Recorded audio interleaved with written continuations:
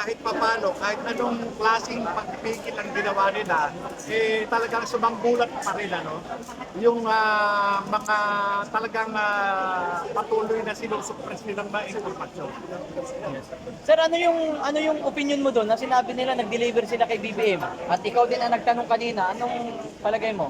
Ayun, napaka-importante nun at nakikita ko may materiality ito, no, doon sa sakali, no, na maisasampay ito pagdating ng panahon, tiyak, talagang daglag yan sa kanal itong si Marcos.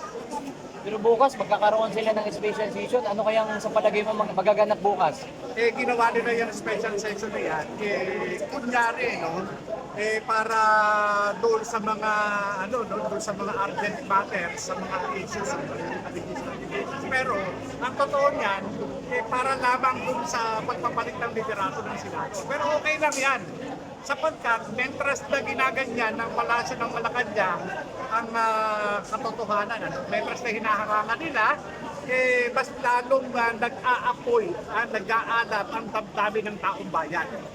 Diba? Kung saan may epekto yan? Bilang dating law enforcement din, inaasahan mo na ba yung mga media na pangalanan sa mga ganitong klaseng korupsyon? Oo, sabi na yan, kahit pa noon naman noon sa amin, may mga ganyan na eh. Kaya lang, mas grabe ngayon. Dahil na ngayon talagang payola na eh.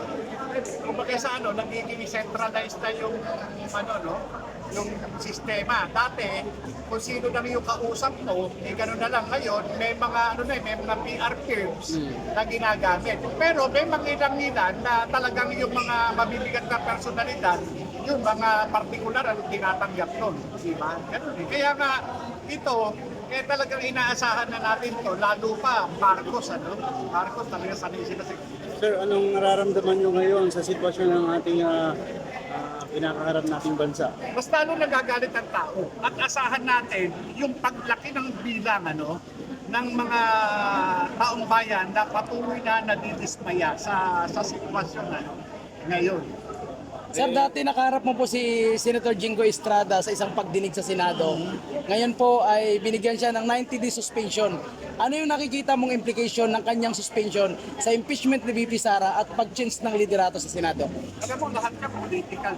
Yung paglapat sa kanya na suspension,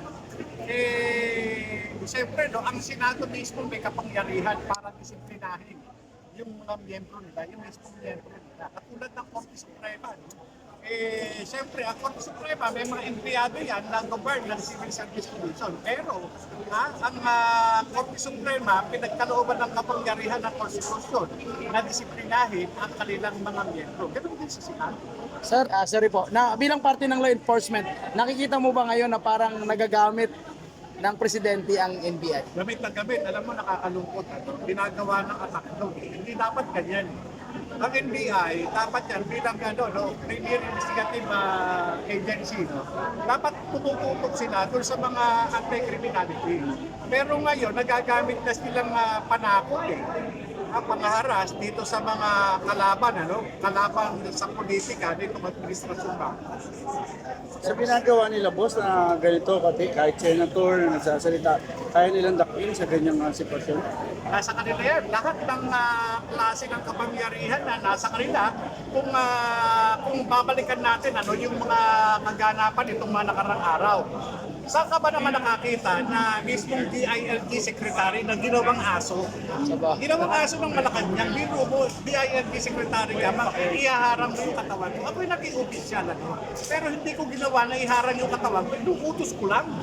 Bakit ikaw mismo, secretary ka ng DILG, nasa disposal mo yung more than 200,000 strong na PNP personnel. Isang kumpas ko lang.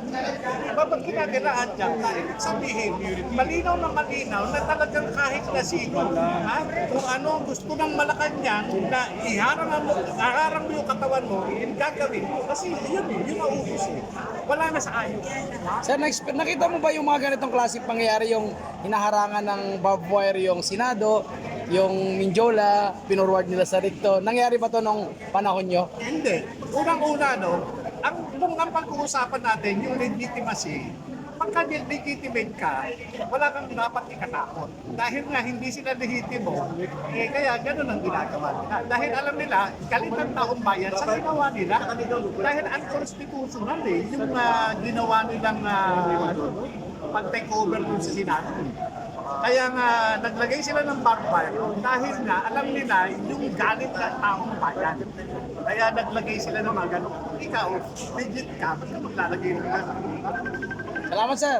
Thank you sa Sir, oras. isa na lang sa akin.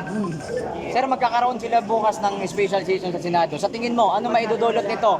Magpapahupa ng tension o mas lalong magpapainit? Basta